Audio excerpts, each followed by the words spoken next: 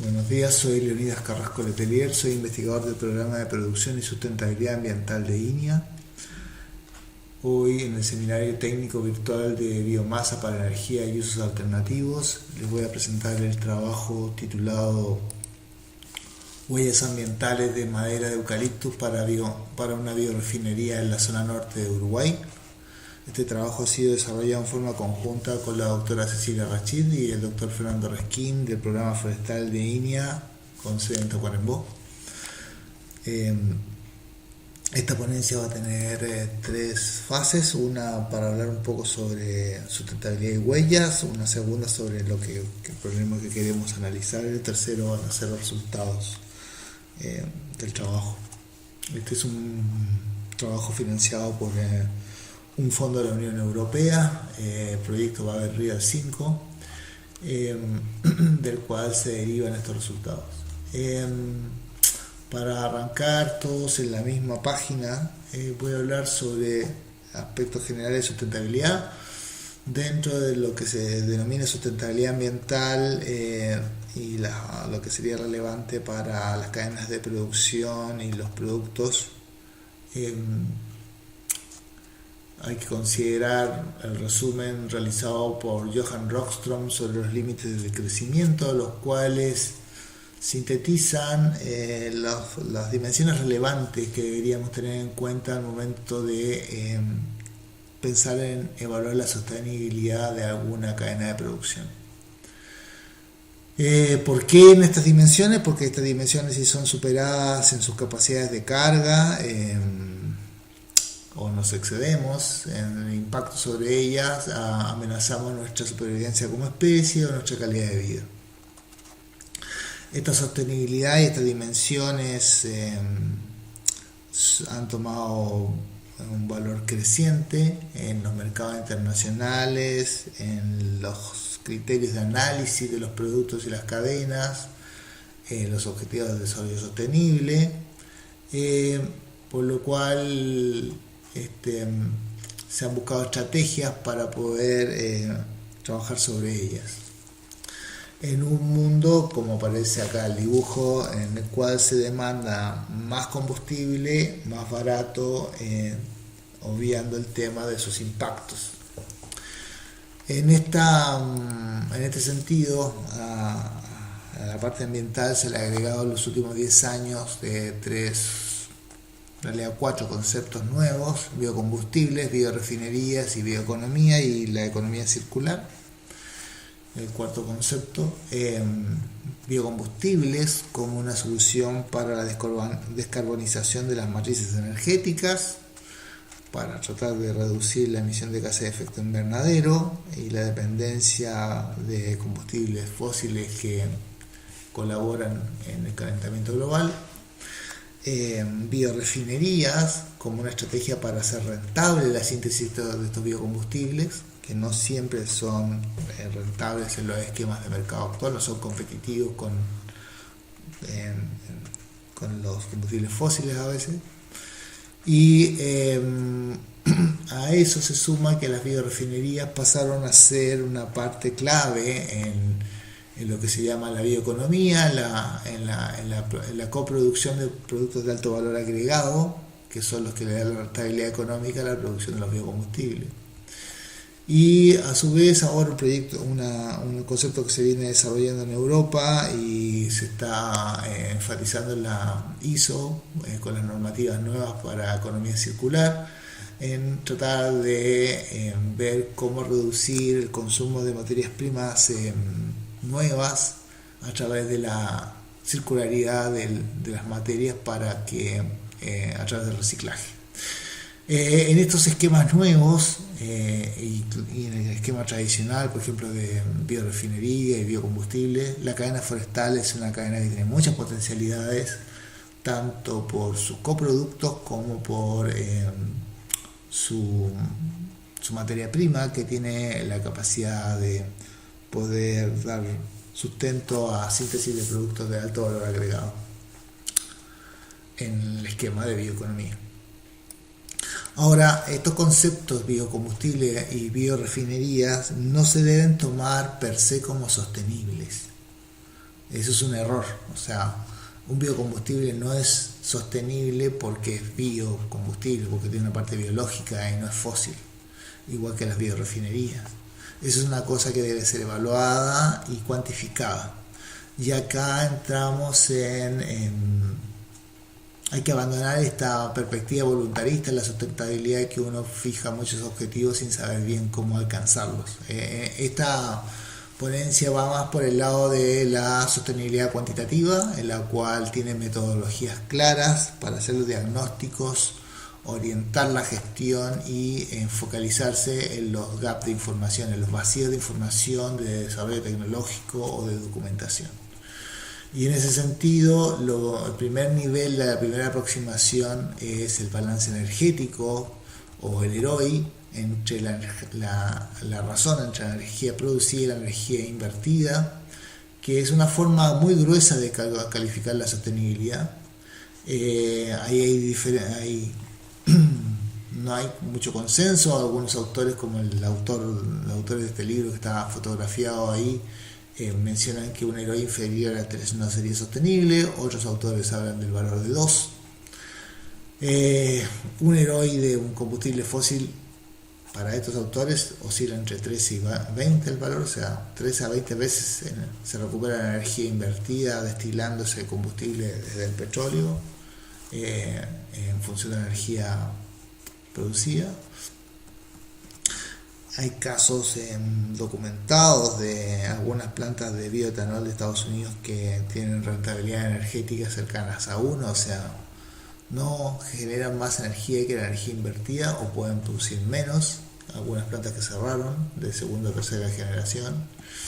En el caso de la caña de azúcar de Brasil está documentado que el ROI puede llegar a nivel de 7, o sea, se recupera 7 veces más energía que la energía invertida.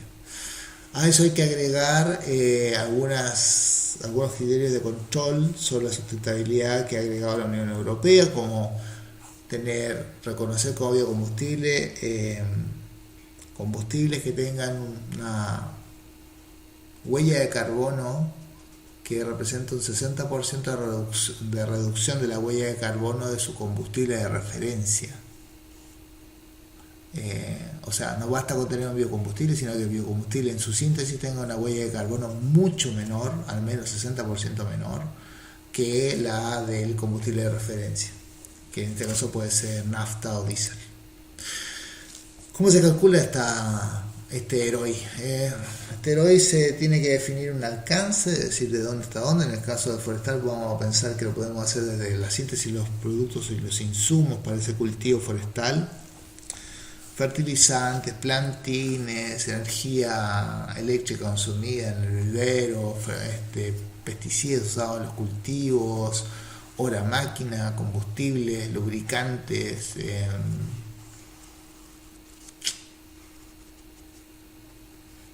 materiales, todos los materiales que puedan pensarse que están involucrados, hora máquina, por ejemplo, la depreciación de la máquina, que puedan estar involucrados en la operación.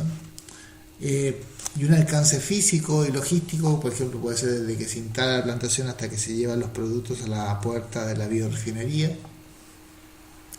Se hace un catálogo, que es el inventario de todos de estos insumos, de los insumos consumidos y de los productos generados, y luego eso se multiplica por un factor de impacto. Por ejemplo, puede ser energía equivalente del producto, o energía consumida, medida, o energía equivalente almacenada en la máquina, en la hora máquina usada, o en el diésel consumido. Y así se puede obtener la energía consumida y la energía producida. Este tipo de información permite calcular una huella, puede ser la huella hasta el ROI, puede ser la huella de carbono, que nos permite hacer tres cosas. Uno, identificar qué vacíos de información poseemos sobre el sistema estudiado, o sea, qué información nos falta. Segundo, comparar sistemas que tienen producciones similares, alternativas. Y tercero, valorizar la cadena de producción para toma de decisiones públicas, o sea, para políticas públicas, o privadas, para asignación de valor en el mercado, a través de ecoetiquetas, por ejemplo. Este esquema general se llama análisis de ciclo de vida. Entonces, repasando, el cálculo del EROI consideraría todas las etapas, desde el vivero hasta el transporte a la planta de biodiesel o la planta de pulpaje. El inventario de todos los insumos, maquinarias y cargas y dosis por etapa, y eso luego ese listado se multiplicó por los coeficientes técnicos, por ejemplo, emisión de gases de efecto invernadero o energía involucrada en la síntesis o en la materia prima producida, y se puede calcular los megajoules por hectárea o megajoules por metro cúbico de producto que uno tenga. Ejemplos de esto, de este tipo de cálculo del balance energético, tienen acá abajo un balance energético de dos tipos de plantaciones de alta densidad para energía, para producción de biomasa, que hizo INEA, que lo dirigió el doctor Fernando Resquín, EROI bastante alto, entre 5 a 20. Acá tiene otro segundo cálculo de Weisbach que compara el EROI de diferentes sistemas, fuentes de energía nuclear 75, el maíz tiene 3.5, energía eólica habla acá de 16. Acá hay algo más general, Murphy de Estados Unidos, que habla que los sistemas de generación de alcohol desde maíz oscilan entre 2 y 6 o 2 y 3 en realidad. Acá la caña de azúcar anda los valores entre 6 y 8, la energía solar oscila entre 10 y 36. Las eficiencias cambian según el tipo de cultivo y condiciones, la latitud a la cual se está produciendo el cultivo o el tipo de estrategia de generación de energía. Estas huellas se pueden ver en más dimensiones.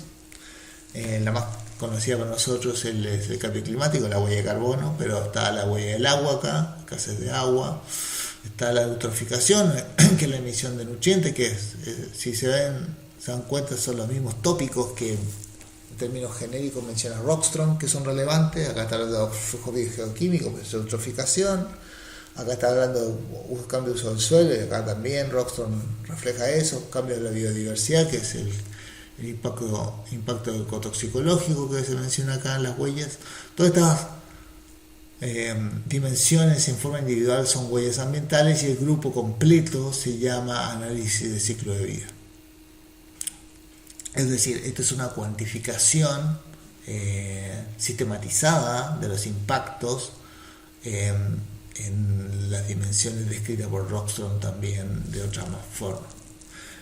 Esto cada vez se está profundizando más, el cálculo de huellas, y una estrategia numérica para poder comparar cosas incomparables en algunos casos, para ver costos alternativos. Por ejemplo, cuál es el costo ambiental de tener un textil hecho con fibra sintética con combustible fósil versus uno hecho con algodón, con lana, con fibra orgánica. ¿Cuál es la que tiene menos impacto ambiental en términos globales? La única forma estandarizada de hacer eso es a través de esta metodología de cálculo de huella de análisis ciclo de vida. Entonces acá regresamos al tema de la biorefinería. Hubo una propuesta de tener una biorefinería como propuesta por la Unión Europea para síntesis de etanol de segunda generación, o sea, no estamos usando sustratos alimenticios, sino que estamos usando madera, lignocelulósicos. Teóricamente debería tener un consumo de 30.000 toneladas año para producir máximo 30 litros de alcohol por tonelada, cosechando en un radio de 50 kilómetros. Esto ya fue descrito por la doctora Cecilia Rachid, que sería una planta que se ubicaría cerca de Tacuarembó Rivera, acá en la zona norte, donde usaría madera que no está siendo utilizada por el sector forestal. En esta propuesta hay dos hipótesis implícitas. Una, que habría la biomasa disponible para sustentar la planta piloto, que eso ya lo describió la doctora Rachid en la ponencia anterior, y la otra es que este tendría un desempeño ambiental aceptable. Y ahí, para no entrar en la sustentabilidad voluntarista, hay 3 dimensiones que nosotros tenemos, valores críticos con los cuales contrastar esto y poder decir esto es sostenible o no. Uno es la estimación del EROI, que ya recién lo describí. La segunda es la huella de carbono según las normas de la Unión Europea, o sea, tener un valor que esté por debajo de la huella de carbono de referencia del combustible fósil alternativo, según criterio de la Unión Europea. Y tercero, la erosión, saber si estamos dentro de los rangos de erosión tolerables, criterio que ya fue incorporado recientemente en 2018 para los biocombustibles en Europa, que dice que hay que considerar la erosión y el secuestro de carbono del cultivo al momento de considerar los cálculos de huella para los biocombustibles. La norma 841 de 2018 de la Unión Europea trata ese tema. Entonces, siguiendo esos criterios, nosotros evaluamos el EROI de la cadena de suministro, evaluamos la erosión a través del modelo Usler-Rusle, calibrado por Uruguay, y calibramos la huella y estimamos la huella de carbono, primero con una planilla de cálculo y en segundo esos datos los modelamos en el software OpenLCA de Agribalis, con el modelo OpenLCA, y usamos la base de datos de Agribalis y el factor de impacto del IPCC para calcular las emisiones y secuestros. Los tratamientos analizados fueron, en este trabajo que estoy presentando, superiores a los descritos en el proyecto. Acá evaluamos biomasa cosechable, o sea, todo el árbol, como si todo el árbol fuese a dar a la biorefinería, lo cual es teórico porque no se puede. La madera solamente cerrable, que se rescatara del árbol, o sea, el resto quedaba en campo. El escenario actual sería que la parte baja iría a madera cerrada y la otra pulpa, y el resto se abandonaría en campo. Un escenario de mayor eficiencia en el uso del árbol, en términos de solamente dejar las ramas y la corteza en campo, pero el resto iría a madera cerrada, pulpa y biorefinería.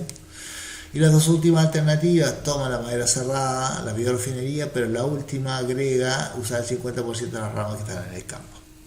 Entonces, evaluando estas 6 estrategias, se hizo una estimación de los volúmenes, que se lo mostró recién la doctora Rachid en su ponencia, de volúmenes disponibles. El que tendría menos impacto ambiental por la menor exportación de nutrientes sería sin duda el trabajo con la parte media para la biorefinería, el de 19 a 6 centímetros de diámetro, que sería 81.8 81.800 miles de toneladas de madera, y serían de unas parcelas que están en la zona de Tacuarembó Rivera. Acá se muestra que la distribución de los cultivos en gris sería pino y en verde el eucaliptus, en la zona de Tacuarembó Rivera, donde estaría potencialmente la biorefinería. Si miramos esta zona con respecto a su erosión del suelo, que estaba publicada, se puede ver que esta zona tiene alguna erosión importante sobre el valor tolerable de 7 toneladas por hectárea año, porque son específicamente suelos que tienen alta pendiente y baja resistencia a la erosividad del agua. Son pendientes muy arenosas y entonces tienen un alto riesgo de erosión. Si uno solamente hiciera una reducción de la cálculo de erosión a las parcelas, a los padrones que se consideraron como suministradores de la materia prima para la biorefinería, puede ver que un porcentaje muy bajo corresponde a zonas con erosión superior a lo tolerable o considerado como tolerable, que es 7 toneladas por hectárea año. Si lo miramos a nivel nacional, ¿qué significa esta erosión? Se puede ver que en la publicación que hicimos en el 2017 se verifica que esta zona tiene un problema de erosión, pero se debería básicamente a las pendientes y a la naturaleza de esos suelos y no al uso de los suelos. Sería una erosión natural, no antrópica. El cálculo del Leroy de estos tratamientos alternativos, de estas cadenas alternativas, se puede ver que la energía consumida más importante por la maquinaria y los pesticidas y el combustible. Pueden ver que el Leroy oscila entre 2.18 a 2.35, que es la biomasa total. Entre las alternativas se puede ver que el valor no supera los 2.3 siendo el valor más alto el valor de la alternativa 1, donde la parte baja se iba a madera cerrado, la parte media iba a una planta de celulosa y la parte alta iba a la biorefinería. El tercer cálculo, fue la huella de carbono. La huella de carbono anualizada de este cultivo de 21 años siempre estuvo en torno al valor de 1.2, siendo la huella de carbono más alta la correspondiente a cuando solo se usa la parte baja para hacer madera cerrada. La huella de carbono más baja sería el uso de la parte baja para madera cerrada, la parte media para pulpa de celulosa y 50% de las ramas. O sea, se rescata más producto del mismo árbol y la huella de carbono baja. Ahora, estos valores son altos o bajos. Al contrastarlo con la información disponible y usando el peor escenario, la huella de carbono de los 21 años, se puede ver que esta huella está casi en el mismo rango que lo informado por Suecia y Nueva Zelanda en años diferentes, pero si usara el valor anual de 1.2, este valor sería el más bajo de la tabla. Acá usamos el peor escenario, asumiendo que la huella de carbono informada por los otros corresponde al cultivo completo y no a una huella anualizada. En otra dimensión podemos ver que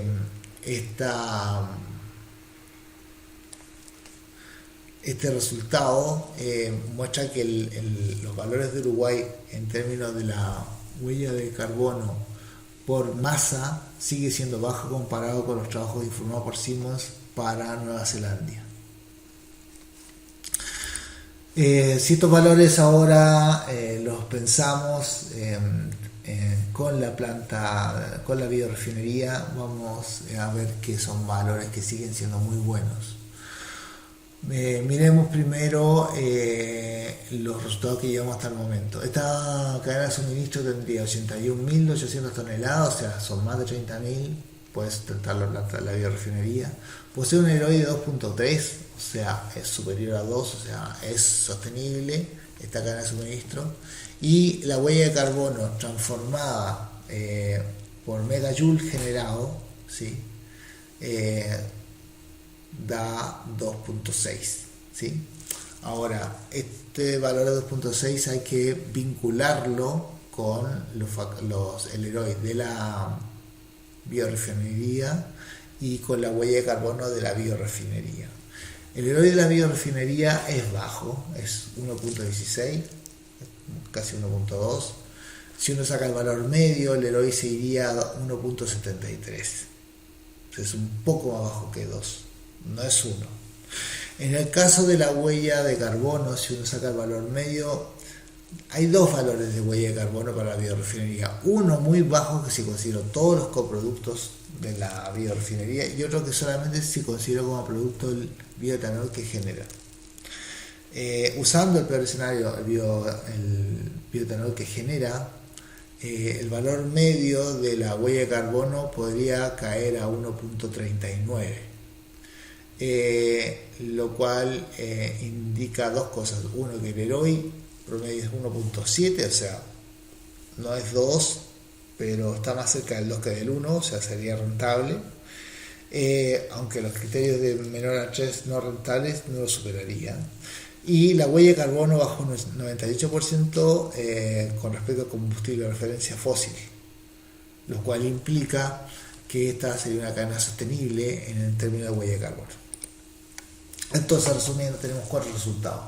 la biorefinería sí se puede sustentar con la madera disponible en la zona, la erosión no es un problema, la huella de carbono de la cadena y la conversión alcanzaría un valor medio muy bueno porque sería el 98% de reducción con respecto al combustible fósil descrito por la Unión Europea. Y el Heroi está yéndose a la zona de no aceptabilidad, pero hay que recordar que estas estimaciones pueden cambiar porque son valores que no están fijos, tienen una oscilación. Entonces, podría ser que pudiese ir tanto como hacia el 2 como seguir bajando. Eso implica que se necesita una mejora en la estrategia de cálculo para poder afinar más si este valor va hacia 1.6 o regresa al 2. Bueno, esta es la última slide. Agradezco el tiempo, quedo a la orden. Cualquier consulta se puede hacer a través del programa de sustentabilidad ambiental o el programa forestal. Y esta ponencia se puede seguir discutiendo después si tienen alguna consulta. Muchas gracias.